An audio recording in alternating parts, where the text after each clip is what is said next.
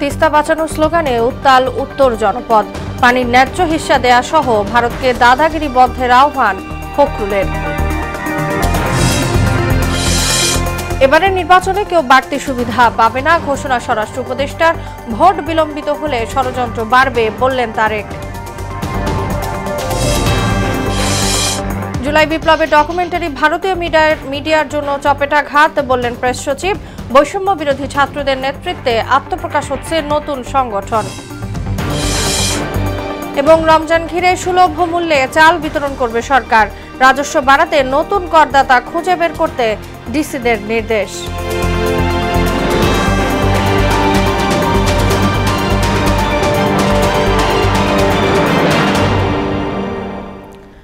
আসসালামু আলাইকুম, সবাইকে মোহনা সংবাদে স্বাগত। শুনছিলেন শিরোনাম, সঙ্গে আছি তাসনুবা বিনতে তাহের।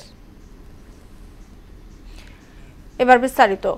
জাগো বাহে তিস্তা বাঁচাই স্লোগানে পানির ন্যায্য হিস্সা আদায় ও মহাপরিকল্পনা বাস্তবায়ন দাবিতে ৪৮ ঘণ্টার অবস্থান কর্মসূচিতে উত্তাল তিস্তা পাড়। কর্মসূচি উদ্বোধন করে বিএনপি মহাসচিব মির্জা ফখরুল ইসলাম আলমগীর বলেন, ভারতকে এত সুবিধা দেওয়ার পরও তিস্তার এক ফোঁটা পানিও আনতে পারেনি আওয়ামী লীগ। বাংলাদেশের মানুষের সঙ্গে বন্ধুত্ব চাইলে ভারতে দাদাগিরি বন্ধ করতে হবে। প্রতিনিধিদের তথ্যে আরো জানাচ্ছেন আফরিন পপি। জাগো বাহে তিস্তা বাঁচাই স্লোগানে তিস্তাপাড়ের ১১টি স্থানে ৪৮ ঘণ্টার অবস্থান কর্মসূচি শুরু হয়েছে। তিস্তা মহাপরিকল্পনা বাস্তবায়ন সহ অভিন্ন নদ নদীর পানির ন্যায্য হিস্সা আদায়ে কর্মসূচির ডাক দেয় তিস্তা নদী রক্ষা আন্দোলন। তিস্তাপাড়ের জেলা লালমনিরহাট, কুড়িগ্রাম, রংপুর, নীলফামারী ও গাইবান্ধায় একসঙ্গে অবস্থান কর্মসূচি পালন করা হচ্ছে। ৪৮ ঘণ্টার কর্মসূচির প্রথম দিন সকাল থেকে নির্দিষ্ট পয়েন্টে দলে দলে ছুটে আসতে থাকেন হাজারো মানুষ। নদী বাঁচাও আন্দোলন দীর্ঘদিন ধরে আমাদের এই অঞ্চলের মানুষের একটি যৌক্তিক দাবি। এই তিস্তা মহাপরিকল্পনা অবশ্যই আমরা বাস্তবায়ন চাই। লালমনিরহাটে তিস্তা রেল সেতু সংলগ্ন এলাকায় কর্মসূচি উদ্বোধন করেন বিএনপি মহাসচিব মির্জা ফখরুল ইসলাম আলমগীর। আওয়ামী লীগের সরকার আসলো, প্রথম দিকে সবাই ভাবলো যে ভারতের বন্ধু আওয়ামী লীগ, সুতরাং তিস্তার পানি বোধহয় এবার পাই যাবে। লবডঙ্ক। ভারতকে পরিষ্কার করে বলতে চাই, আগেও বলেছি এখনো বলছি, বাংলাদেশের মানুষের সঙ্গে যে বন্ধুত্ব করতে চান তাহলে আগে তিস্তার পানি দেন। সেই লড়াই করেই আমরা তিস্তার পানি আনবো, আমাদের অধিকারগুলো আদায় করে নেব। তিস্তা নদী রক্ষা আন্দোলন কমিটির প্রধান সমন্বয়ক আসাদুল হাবিব দুলু বলেন, তিস্তা সহ অভিন্ন নদ নদীর পানি বন্টন নিয়ে ভারতীয় আধিপত্যবাদ আর মেনে নেওয়া হবে না। আমরা চাই, আমাদের দাবি তিস্তার পানির ন্যায্য হিস্সা আমরা চাই। আন্তর্জাতিক আইন অনুসরণ করে পানির ন্যায্য হিস্সা আদায়ে অন্তর্বর্তী সরকারকে দ্রুত ভারতের সঙ্গে আলোচনায় বসার দাবি জানান গণসংহতি আন্দোলনের নেতা জোনায়েদ সাকি। বন্টন করার জন্য বাংলাদেশের বর্তমান অন্তর্বর্তী সরকারকে আমরা বলি, অবিলম্বে আমাদের ৫৪টি অভিন্ন নদীর ন্যায্য হিস্সার জন্য ভারতের সাথে আলোচনার উদ্যোগ নেন। তিস্তাপাড়ের মানুষের দুঃখ দুর্দশা বিশ্ব দরবারে তুলে ধরার আহ্বান জানান রংপুর অঞ্চলের মানুষ। আমাদের জোর দাবি আমাদের সরকারের কাছে যে এই কৃষক বাঁচাও আন্দোলন আমরা বাঁচাবো, তিস্তাকে আমরা জাগরণ করবো, গণমানুষের অধিকার আমরা ফিরিয়ে দেব। ৪৮ ঘণ্টার কর্মসূচির প্রথম রাতে লোকসঙ্গীত পরিবেশন এবং মশাল প্রজ্বলন করা হয়েছে। আফরিন পপি, মোহনা সংবাদ। জাগো বাহে তিস্তা বাঁচাই এই আন্দোলনের সবশেষ খবর জানাতে রংপুর থেকে সরাসরি যুক্ত হচ্ছেন সহকর্মী শফিউল করিম শফিক, তিস্তা পাড়ের এই মুহূর্তের চিত্র আমাদের জানাবেন।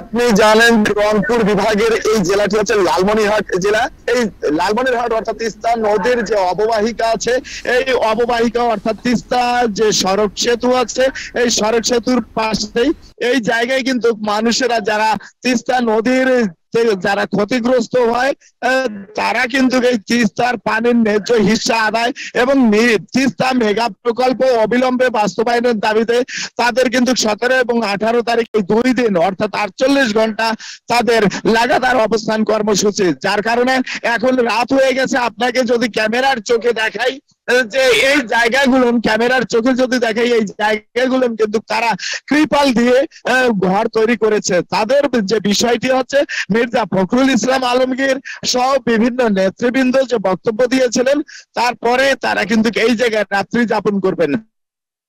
আর যদি আরেকটি বিষয় বলে রাখি যে পাশেই কিন্তু মঞ্চ নাট্যমঞ্চ তৈরি করেছে, তারা কিভাবে ক্ষতিগ্রস্ত হয়েছে দুর্বল মানে এই এলাকার মানুষেরা, যার কারণে তাদেরকে কিন্তু অনেকটাই এভাবে এই নাট্যমঞ্চ দিয়েই তৈরি করছিল। আরেকটা বিষয় বলে রাখি যে এখানে পাশে এই একজন ক্ষতিগ্রস্ত মানুষ আছে, তার কাছে আমরা জানবো যে এখানে কেন আসছে এবং রাত্রি কেন।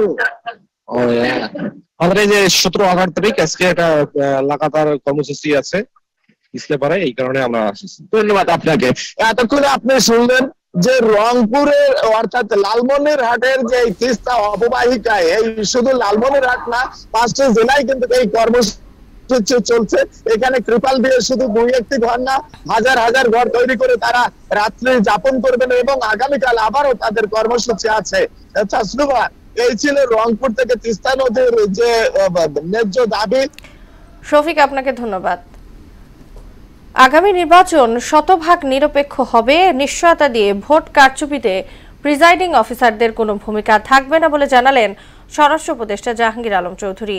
এবার নির্বাচনে কেউ বাড়তি কোনো সুবিধা পাবে না বলেও জানান তিনি। বিকালে মুন্সিগঞ্জের সিরাজদিখানে এক অনুষ্ঠানে এসব কথা বলেন উপদেষ্টা। এবার কোনো প্রিজাইডিং অফিসার বা সহকারী প্রিজাইডিং অফিসার কারো কোনো থাকবে না, ইলেকশন একেবারে ফেয়ার হবে এবং নিরাপদ ইলেকশন। এবার কারো কোনো ওই ধরনের সুবিধা কিন্তু পাবে না। নির্বাচন যত দেরি হবে ততই ষড়যন্ত্রের ডালপালা বাড়তে থাকবে, এমন মন্তব্য করে বিএনপির ভারপ্রাপ্ত চেয়ারম্যান তারেক রহমান বলেন, যারা দেশের সম্পদ লুট করে পালিয়েছে তারা এই ষড়যন্ত্রের পেছনে টাকা খরচ করবে। গণ অভ্যুত্থানে আহত সাংবাদিকদের সঙ্গে মতবিনিময়ে তিনি বলেন, রাজনীতিবিদদের হাত ধরেই রাষ্ট্র সংস্কার সম্ভব। বিস্তারিত তানজিদ ভুইয়ার প্রতিবেদনে। 24-এর গণ আন্দোলন চলাকালে আহত ফটো সাংবাদিক ও তাদের পরিবার নিয়ে মতবিনিময় সভার আয়োজন করে আমরা বিএনপি পরিবার। অনুষ্ঠানে ভার্চুয়ালি যোগ দেন বিএনপির ভারপ্রাপ্ত চেয়ারম্যান তারেক রহমান। সম্মুখীন যুদ্ধের মতো ফটোগ্রাফাররা এসব কাজে অগ্রসর হয়। এতে দলটির সিনিয়র নেতারা বলেন, আওয়ামী লীগ এখন আর রাজনৈতিক দল নেই, তারা মূলত ভারতের বিজেপি দলের শাখা হিসেবে কাজ করছে। জুলাই বিপ্লবে সংগঠিত হত্যাকাণ্ডের বিচার ছাড়া জাতি অন্য কিছু মেনে নেবে না বলেও মন্তব্য করেন তারা। বিএনপি গণমানুষের দল, বিএনপি জনগণের দল এবং বিএনপির পক্ষেই এই বিচারগুলো করা সম্ভব। সিন্ডিকেটরা যারা কাজ করছে সেই সিন্ডিকেটরা ওত পেতে বসে আছে, এরা সবাই ধরা ছোঁয়ার বাইরে। এইটা কেন এই সরকার ভাঙতে পারছে না? এটা তো আন্দোলনের সরকার। প্রধান অতিথির বক্তব্যে বিএনপির ভারপ্রাপ্ত চেয়ারম্যান তারেক রহমান বলেন, সংস্কার সফল করতে হলে দ্রুত নির্বাচন দিয়ে রাজনৈতিক ব্যক্তিদের হাতে দেশ পরিচালনার দায়িত্ব দিতে হবে, তা না হলে ষড়যন্ত্র বাড়তেই থাকবে। মানুষের কোনো উপকার হবে না, ওগুলো যেমন আমাদের করতে হবে, একই সাথে আমাদের সাধারণ মানুষের দেশের বৃহৎ জনগোষ্ঠী মৌলিক সমস্যার সমাধানগুলো আমাদেরকে করতে হবে। সংস্কার বলতে একজন রাজনৈতিক কর্মী হিসাবে আমি এই বিষয়গুলো কি বুঝি। বৈষম্য মুক্ত দেশ গড়তে রাজনৈতিক ও ভোটাধিকার নিশ্চিত করা জরুরি বলেও মন্তব্য করেন তিনি। অবশ্যই আগে মানুষের অর্থনৈতিক স্বাধীনতা দিতে হবে। রাজনৈতিক স্বাধীনতা নিশ্চিত করা না গেলে অর্থনৈতিক স্বাধীনতা নিশ্চিত করা যাবে না। রাজনৈতিক স্বাধীনতা নিশ্চিত করতে হলে ভোটের অধিকারকে অবশ্যই নিশ্চিত করতে হবে। জুলাই আগস্টের কয়েক সপ্তাহের হত্যাকাণ্ডই প্রমাণ করে গেল 15 বছর আওয়ামী লীগ কি পরিমাণ নৃশংসতা চালিয়েছে বলেন তারেক রহমান। বিগত 15 বছর ক্ষমতাকে ধরে রেখেছিল, সেই সময় মানুষের অধিকার ছিল না বলেও একই সাথে আমরা দেখেছি রাষ্ট্রের স্বাধীনতা এবং সার্বভৌমত্ব হুমকির সম্মুখীন হয়ে গিয়েছিল। তানজিদ ভুইয়া, মোহনা সংবাদ, ঢাকা।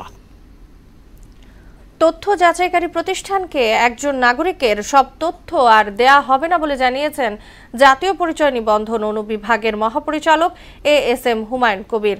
তথ্য যাচাইকারী প্রতিষ্ঠানের চাহিদাপত্র অনুযায়ী তথ্য সঠিক কিনা সেটি জানাবে নির্বাচন কমিশন। তথ্য ফাঁস রোধে এই সিদ্ধান্ত নেওয়া হয়েছে বলে জানান তিনি। যে কোনো প্রতিষ্ঠান পরিদর্শন ও তদন্ত করতে শক্তিশালী কমিটি গঠনের কথাও জানান হুমায়ুন কবির। যাচাই করে ওনারা যখন এই দুইটা ইনপুট দিলে এই তথ্যগুলো ওনাদের কাছে চলে যেত, তখন ওনারা যাচাই করত। আমরা এখন যেই জায়গাটায় যেতে চাচ্ছি সেটা হচ্ছে যে ওনারা ইনফরমেশনটা দিবে আমাদেরকে, দিলে আমরা ওটা ম্যাচ অথবা নো ম্যাচ অথবা ইয়েস বা নো এটা আমরা বলে দেবো। অর্থাৎ যাচাইয়ের কাজটা আমাদের এন্ড থেকে হবে অনলাইনে। ভারতের বিভিন্ন গণমাধ্যম জুলাই বিপ্লবকে নিয়ে অনেক বাজে মন্তব্য করছে, তাই আন্দোলনের সময়কার ডকুমেন্টারিগুলো দেশটির মিডিয়ার জন্য চপেটাঘাত বলে জানিয়েছেন প্রেস সচিব শফিকুল আলম। দুপুরে কুমিল্লা বিশ্ববিদ্যালয় সাংবাদিক সমিতির 11তম প্রতিষ্ঠা বার্ষিকীর আয়োজনে একথা বলেন তিনি। জুলাই আন্দোলনে বিভিন্ন শিক্ষা প্রতিষ্ঠানে মেয়েরা অগ্রগামী ছিল বলেও উল্লেখ করেন প্রেস সচিব। বাংলাদেশের এই আন্দোলনকে নিয়ে ইন্ডিয়ান মিডিয়ায় অনেক ধরনের আজে বাজে কথা লেখে। আমার মনে হয় এই ডকুমেন্টারিগুলো ইন্ডিয়ান মিডিয়ার জন্য একটা চপটে দেখা। সব জায়গায় যেটা আন্দোলনের একটা খুব বড় জিনিস ছিল, মেয়েরা সামনে আসছে, তারা কিন্তু বুলেটটাকে সামনে নিচ্ছে। স্টুডেন্ট ফার্স্ট বাংলাদেশ ফার্স্ট এই স্লোগানে আত্মপ্রকাশ করতে যাচ্ছে নতুন ছাত্র সংগঠন, যার নেতৃত্বে থাকছে বৈষম্য বিরোধী ছাত্র আন্দোলন। বিকেলে ঢাকা বিশ্ববিদ্যালয়ের মধুর ক্যান্টিনের সামনে এই ঘোষণা দেন বৈষম্য বিরোধী ছাত্র আন্দোলনের অন্যতম সমন্বয়ক আব্দুল কাদের ও আবু বাকের মজুমদারের নেতৃত্বাধীন ছাত্র প্রতিনিধিরা। এসইউ সেলিমের প্রতিবেদন। বৈষম্য বিরোধী ছাত্র আন্দোলনে সম্মুখ সারিতে থাকা সংগঠকদের নেতৃত্বে নতুন একটি ছাত্র সংগঠনের আত্মপ্রকাশ উপলক্ষে ঢাকা বিশ্ববিদ্যালয়ের মধুর ক্যান্টিনে এই ব্রিফিংয়ের আয়োজন করা হয়। এতে বৈষম্য বিরোধী ছাত্র আন্দোলনের অন্যতম সমন্বয়ক আবু বাকের মজুমদার ও আব্দুল কাদের নতুন ছাত্র সংগঠনের উদ্দেশ্য ও ভবিষ্যৎ রূপরেখা তুলে ধরেন। হাজার শহীদের রক্তের বিনিময়ে নির্মিত নতুন বাংলাদেশ আমাদেরকে এক নতুন রাজনৈতিক বন্দোবস্তের প্রতিশ্রুতি জানান দেয়। অভ্যুত্থানে অংশ নেয়া ছাত্র সমাজ এই নতুন ধারার ছাত্র রাজনীতি সবচেয়ে গুরুত্বপূর্ণ একটা অংশ। আমাদের যে কাঙ্ক্ষিত ছাত্র সংগঠন সেটি মূলত যে জুলাইয়ের স্পিরিট, সেই জুলাই স্পিরিটকে ধারণ করে গঠিত হওয়ার প্রক্রিয়া আছে এবং জুলাইয়ের আশা আকাঙ্ক্ষাকে বাস্তবায়ন করবে। নতুন সংগঠনে যারা যোগ দেবেন তারা বৈষম্য বিরোধী ছাত্র আন্দোলনের প্ল্যাটফর্ম থেকে সরে আসবেন বলে জানানো হয় সংবাদ সম্মেলনে। আলোচিত নতুন রাজনৈতিক দলের সঙ্গে তাদের কোনো সম্পৃক্ততা নেই বলে জানান তারা। এই ছাত্র সংগঠনের ভিত্তি হবে জুলাই গণঅভ্যুত্থান এবং জুলাই গণঅভ্যুত্থানের মাধ্যমে শিক্ষার্থীদের রায় দিয়েছে সেই রায়। আমাদের এখানে ইন্টারনাল কাউন্সিলিং এর মাধ্যমে গণতান্ত্রিক প্রক্রিয়ার মাধ্যমে নেতা নির্বাচিত হবে এবং আপনারা খুব দ্রুত দেখতে পারবেন যে আমাদের মধ্যে এই লেজুর ভিত্তি আছে কিনা। বাংলাদেশের প্রত্যেকটি স্টুডেন্টরাই আমরা আশা করব যে ছাত্র রাজনীতি নতুন করে প্রতিষ্ঠিত করবে এবং নতুন নতুন ছাত্র সংগঠন গড়ে তুলবে। এটাই তেমনই একটি উদ্যোগ। ঢাকা বিশ্ববিদ্যালয় সহ সারা দেশের সব সরকারি বেসরকারি বিশ্ববিদ্যালয় এবং বিভিন্ন কলেজ ও মাদ্রাসায় নতুন ছাত্র সংগঠনের কার্যক্রম মঙ্গলবার সকাল থেকে একযোগে শুরু হবে বলেও জানান বৈষম্য বিরোধী আন্দোলনের অগ্রসেনানীরা। সকল ছাত্র জনতা আমাদের সাথে সংহতি প্রকাশ করেছে 9 দফার ব্যাপারে। এসইউ সেলিম, মোহনা সংবাদ, ঢাকা। রাজস্ব বাড়াতে নতুন করদাতা খুঁজে বের করতে জেলা প্রশাসকদের নির্দেশ দিয়েছেন অর্থ উপদেষ্টা। আর রোজার মাসে সুলভ মূল্যে চাল বিতরণ কর্মসূচির কথা জানিয়ে খাদ্য উপদেষ্টা বলেছেন, সরকারের নেয়া এই কার্যক্রম নিবিড়ভাবে তদারকি করতে ডিসিদের পরামর্শ দেওয়া হয়েছে। রাজধানীর ওসমানী স্মৃতি মিলনায়তনে জেলা প্রশাসক সম্মেলনের দ্বিতীয় দিনে এসব কথা বলেন তারা। শামীমুজ্জামান চৌধুরী রিপোর্ট। 3 দিনব্যাপী জেলা প্রশাসক সম্মেলনে দ্বিতীয় দিনের প্রথম সেশনে জেলা প্রশাসকদের সঙ্গে ধারাবাহিক বৈঠক করেন উপদেষ্টারা। ব্যবসায়ী ও পেশাজীবীদের ট্যাক্স প্রদানে উদ্বুদ্ধ করতে জেলা প্রশাসকদের নির্দেশ দিয়ে অর্থ উপদেষ্টা বলেছেন, মানুষের ক্ষমতায়ন ও গ্রামীণ শিল্পের সম্প্রসারণে উদ্যোগ নিতে জেলা প্রশাসকদের পরামর্শ দেওয়া হয়েছে। ব্যবসায়ীরা অনেক আর্ন করে, তখন এনবিআর বলছে এখন কিন্তু ওখানে স্পেশাল ড্রাইভ দাও। তো ওরা আমরা দেখেছি আর্ন করে, কিন্তু ওরা তো ডিসির তো ওই টার্মস অফ রেফারেন্স না, ওখানে ট্যাক্স হয়। ডিসির আইডেন্টিফাই করতে পারে। একটা বড় ডিটেল শপে দেখেন না, যে কোনো থানা হেডকোয়ার্টার বড় বড় দোকানগুলি আছে, সেগুলো কিন্তু তারা এখন একটু ট্যাক্স নেট, কারণ আমার ট্যাক্স নেট না বাড়ালে কিন্তু আমি এমনি তো আপনারা বোধহয় ভ্যাট কমান, তারপর ট্যাক্স কমান। এছাড়া আসন্ন রমজানের সুলভ মূল্যে চাল বিতরণ কর্মসূচির কথা জানিয়ে খাদ্য উপদেষ্টা আলী ইমাম মজুমদার বলেছেন, এর আওতায় ৩০ টাকা কেজি দরে ১৫ কেজি করে চাল পাবে প্রায় ৫০ লাখ পরিবার। ৩০ কেজি করে পাবে, ১৫ টাকা কেজি করে চালটা পাবে, 2 মাস পাবে আপনার ৫০ লক্ষ পরিবার সারা দেশে। এক প্রশ্নের জবাবে খাদ্য উপদেষ্টা বলেন, একটি গ্রহণযোগ্য নির্বাচনের জন্য অন্তর্বর্তী সরকার জেলা প্রশাসকদের ভালোভাবে ব্যবহার করবেন। আমি আশা করব, আমি নিজে তত্ত্বাবধায়ক সরকার, অন্তর্বর্তীকালীন সরকারের একটা অংশ, সেই হিসেবে আমি মনে করি তাদেরকে ভালো কাজে আমরা ব্যবহার করবো, ভালো ফল পাবো। এদিকে চলতি সপ্তাহেই জুলাই নীতিমালা এবং জুলাই অধিদপ্তর হতে যাচ্ছে বলে জানিয়েছেন মুক্তিযুদ্ধ বিষয়ক উপদেষ্টা ফারুক আজম। জুলাই অধিদপ্তর একেবারেই শেষ পর্যায়ে, এই সপ্তাহে অধিদপ্তর আমার মনে হয় এটা শেষ হয়ে যাবে, অধিদপ্তর হয়ে যাবে। অধিদপ্তর হওয়ার নিরিখে একটা নীতিমালাও হয়েছে। জুলাই অভ্যুত্থানে নিহতদের জুলাই যোদ্ধা হিসাবে ঘোষণা দেওয়ার কথা জানান এই উপদেষ্টা। অভ্যুত্থানে যারা শহীদ হয়েছেন তারা জুলাই শহীদ নামে খ্যাত হবেন এবং এই নিরিখে তারা সনদ পাবেন, পরিচয়পত্রও পাবেন তাদের পরিবারগুলো। শামীমুজ্জামান চৌধুরী, মোহনা সংবাদ, ঢাকা। ফেনীতে ঢাকা চট্টগ্রাম মহাসড়কে সড়ক দুর্ঘটনায় 5 জন নিহত হয়েছে। নির্মাণ শ্রমিক বহনকারী একটি পিকআপ ফেনীর উদ্দেশ্যে যাওয়ার পথে দক্ষিণ মাইজবাড়িয়া হাফিজি মাদ্রাসা এলাকায় পৌঁছালে পেছন থেকে একটি কাভার্ড ভ্যান ধাক্কা দেয়। 5 জন নিহতের পাশাপাশি দুর্ঘটনায় 10 জন আহত হয়। গুরুতর আহত কয়েকজনকে উদ্ধার করে ফেনী জেনারেল হাসপাতালে পাঠায় স্থানীয়রা। এবার বই মেলার মোহনায়।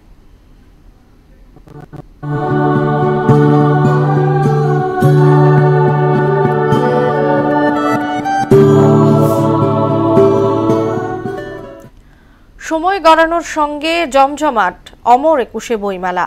তবে ছুটির দিনের তুলনায় কর্মদিবসে উপস্থিতি কিছুটা কম থাকে। গতানুগতিক গল্প, কবিতা তো আছেই, ভিন্ন আঙ্গিকের নতুন বিষয়বস্তু নিয়েও মেলায় আসছে অনেক বই। আবরার ফাহাদ সহ জুলাই গণ অভ্যুত্থানের গল্প ভিত্তিক বইয়ের সংখ্যাও কম নয়। মনিরুল ইসলামের প্রতিবেদন। ক্ষমতার ডাস্টার দিয়ে মোছা যায় না রক্তের দাগ, তারই জলজান্ত উদাহরণ আবরার ফাহাদ, যিনি ছিলেন জুলাই গণ অভ্যুত্থানের অন্যতম অনুপ্রেরণা। ইতিহাসের অকুতভয় এই নায়ককে নিয়ে বই লিখেছেন তরুণ লেখক ফারজানা ববি চুমকি। বইয়ের নাম চেতনায় আবরার ফাহাদ। ফিকশন গল্প উপন্যাসের থেকে সবথেকে গুরুত্বপূর্ণ কোনো একটা সত্য ঘটনাকে লিপিবদ্ধ করে রাখা, যেন পরবর্তী প্রজন্মগুলা এই ইতিহাসটা দেখতে পারে। সোমবার বিকেলে বইমেলা প্রাঙ্গণে বইটির মোড়ক উন্মোচন করেন আবরার ফাহাদের পিতা বরকতুল্লাহ। আদরের ছেলেকে নিয়ে লেখা বই দেখে তিনি আবেগ আপ্লুত হয়ে পড়েন। বলেন, বইটিতে উঠে এসেছে ফ্যাসিস্ট দুঃশাসনের খণ্ডচিত্র। তাকে কিভাবে হত্যা করা হয়েছিল, তারপর হলে কিভাবে নির্যাতন করা হতো, ছাত্রদের উপর কি নির্যাতন করা হতো, এটা বইয়ের ভিতরে সমস্ত কিছু ফুটে উঠেছে। সবাইকে এই বইটা পড়া উচিত। বাণিজ্যিক দৃষ্টিভঙ্গি থেকে বেরিয়ে কেবল সামাজিক দায়বদ্ধতা থেকেই আবরার ফাহাদের উপর লেখা বইটি প্রকাশ করেন মহাকালের প্রকাশক। সামাজিক দায়বদ্ধতা থেকে বইটা আমি করেছি এবং আমি মনে করি যে চেতনায় আবরার ফাহাদ এই বইটা প্রকাশ করা আমার শুধু সামাজিক দায়বদ্ধতাই নয়, এটা এখানে আমার একটা ইমানি দায়িত্ব রয়েছে। কর্মদিবসে মেলায় জনস্রোত কিছুটা কম থাকে। যারা এসেছেন তারা স্বচ্ছন্দে ঘুরে বেরিয়েছেন, কিনেছেন পছন্দের বই। পরিবেশ খুব ভালো লাগতেছে আর শান্তশিষ্ট। আবরার ফাহাদ শুধু একজন মানুষ শুধু নয়, সে একটা প্রতীক। আরো সৃজনশীল বই প্রকাশক এবং পাঠক আরো বই কিনুক। বিভিন্ন স্টলে দেখা গেল কবিদের আড্ডা, খোশ গল্পে দারুণ সময় পার করছেন তারা। থেকে যাওয়া কথাটাই যখন তাণ্ডব চালায় পাজর জুড়ে, সেটাই মূলত নিঃশব্দের আন্দোলন। কদম বর্ষার ফুল, কিন্তু আমি বসন্ত কদম ফুটাতে পারি, তার প্রমাণ আমার হাতেই আছে। মেলার বাকি সময়টাতেও পাঠক দর্শনার্থীর উপস্থিতি অব্যাহত থাকবে বলে আশা জানান প্রকাশকরা। মনিরুল ইসলাম, মোহনা সংবাদ, ঢাকা। রাজধানী সহ সারা দেশে চাঁদাবাজি ও মব সহিংসতা কমেছে বলে জানিয়েছেন মিলিটারি অপারেশন পরিদপ্তরের স্টাফ কর্নেল শফিকুল ইসলাম। ঢাকা সেনানিবাস আয়োজিত এক সংবাদ সম্মেলনে একথা জানান তিনি। অপারেশন ডেভিল হান্ট প্রসঙ্গে বলেন, সমন্বিত প্রচেষ্টায় সবকিছুই নিয়ন্ত্রণে আসছে। বান্দরবানের লামায় 22 জন রাবার কর্মী অপহরণের ঘটনায় উদ্ধার অভিযান চলমান আছে বলে জানান তিনি। কুকি চীন প্রতিরোধে সেনাবাহিনী জিরো টলারেন্স। রাষ্ট্রীয় প্রতিষ্ঠানগুলোতে স্বৈরাচারের প্রেতাত্মাদের রেখে সংস্কার সম্ভব নয় বলে মন্তব্য করেছেন বিএনপির ক্রীড়া বিষয়ক সম্পাদক ও ঢাকা মহানগর উত্তর বিএনপির আহ্বায়ক আমিনুল হক। বলেন, গণতন্ত্র প্রতিষ্ঠা আর সংস্কারের জন্য নির্বাচিত সরকার জরুরি। বিকেলে বাড্ডা থানা বিএনপির কর্মশালায় দলে অনুপ্রবেশকারী ঠেকাতে সবাইকে সতর্ক থাকার আহ্বান জানান আমিনুল হক। আরও জানাচ্ছেন হুমায়ুন কবির। রাষ্ট্র কাঠামো মেরামতে দল ঘোষিত ৩১ দফার রূপরেখা নিয়ে কর্মশালার আয়োজন করে ঢাকা মহানগর উত্তর বাড্ডা থানা বিএনপি। এতে সংগঠনটির কেন্দ্রীয় ও মহানগর নেতারা উপস্থিত ছিলেন। প্রধান অতিথির বক্তব্যে ঢাকা মহানগর উত্তর বিএনপির আহ্বায়ক আমিনুল হক আওয়ামী লীগ সরকারের নিপীড়ন, নির্যাতন ও লুটপাটের চিত্র তুলে ধরেন। অভিযোগ করেন, স্বৈরাচারের পতন হলেও তাদের দোসররা এখনো রাষ্ট্রীয় বিভিন্ন প্রতিষ্ঠানে বসে আছে। বাংলাদেশে এখনো পরিপূর্ণভাবে গণতন্ত্র প্রতিষ্ঠা হয় নাই। এখন পর্যন্ত বাংলাদেশের বিভিন্ন রাষ্ট্রীয় প্রতিষ্ঠানে, বিভিন্ন সিন্ডিকেটের জায়গায়, বিভিন্ন সংবাদ মাধ্যমে বাংলাদেশের গত ১৭ বছরের স্বৈরাচারের প্রেতাত্মারা বসে আছে। নির্বাচিত সরকার ছাড়া রাষ্ট্রীয় প্রতিষ্ঠানে পরিপূর্ণ সংস্কার করা সম্ভব নয় বলেও মন্তব্য করেন তিনি। বাংলাদেশে যখন একটি নির্বাচিত সরকার প্রতিষ্ঠা হবে, ঠিক তখনই বাংলাদেশে পরিপূর্ণভাবে গণতন্ত্র ফিরে আসবে। বাংলাদেশকে আমরা পরিপূর্ণভাবে স্বৈরাচার মুক্ত করতে পারবো। বাংলাদেশে মানুষের যে প্রত্যাশা, যে চাহিদা, যে মৌলিক চাহিদাগুলো রয়েছে, সেগুলো পরিপূর্ণভাবে আমরা পূরণ করতে পারবো। দলে অনুপ্রবেশকারীদের বিরুদ্ধে সবাইকে সতর্ক থাকার আহ্বান জানান বিএনপি নেতা আমিনুল হক। বিএনপিতে কোনো অনুপ্রবেশকারীর, কোনো আওয়ামী লীগের, কোনো নব্য বিএনপির কোনো স্থান নাই। হুমায়ুন কবির, মোহনা সংবাদ, ঢাকা। লক্ষ্মীপুরের রামগঞ্জে বিনামূল্যে চোখের চিকিৎসা ও ছানি অপারেশন করেছে জনকল্যাণমূলক সংগঠন স্মার্ট ফাউন্ডেশন। জাপানের সনি কোম্পানির অফিসিয়াল ডিস্ট্রিবিউটর স্মার্ট ইলেকট্রনিক্স এবং আই ট্রাস্ট হসপিটালের সহযোগিতায় আয়োজিত 2 দিনের এই ক্যাম্প আয়োজন করা হয়। এতে সেবা পেয়েছেন 2000-এর বেশি রোগী। আয়োজকরা জানান, বিনামূল্যে চোখের পরীক্ষা নিরীক্ষা, প্রয়োজনীয় ওষুধ ও চশমা প্রদান করা হচ্ছে। দেশের বাইরের খবর, ইউক্রেনকে বাদ দিয়ে শান্তি আলোচনায় বসছে যুক্তরাষ্ট্র, রাশিয়া।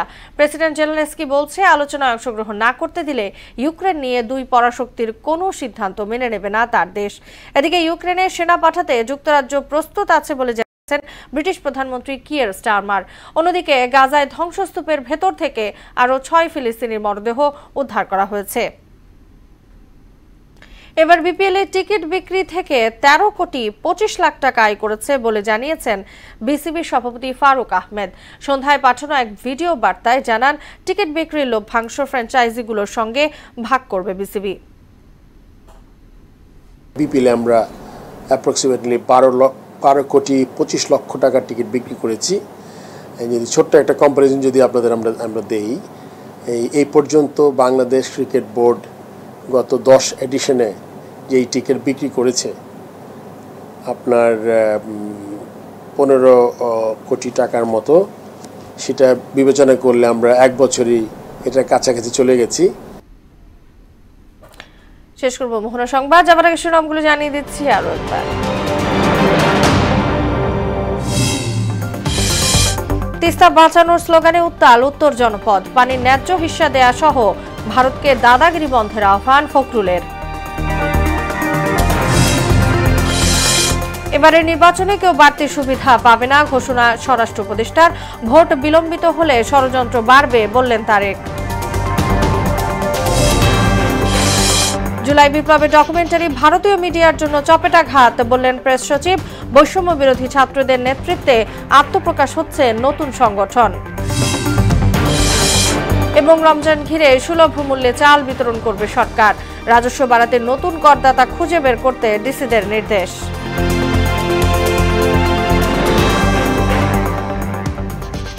এই ছিল মোহনা সংবাদে। পরবর্তী সংবাদ রাত 12:30টায়। মোহনার সবশেষ খবর জানতে ভিজিট করুন www.mohana.tv। সংবাদ দেখতে পারেন ফেসবুক ও ইউটিউবেও। এতক্ষণ সঙ্গে থাকার জন্য সবাইকে ধন্যবাদ।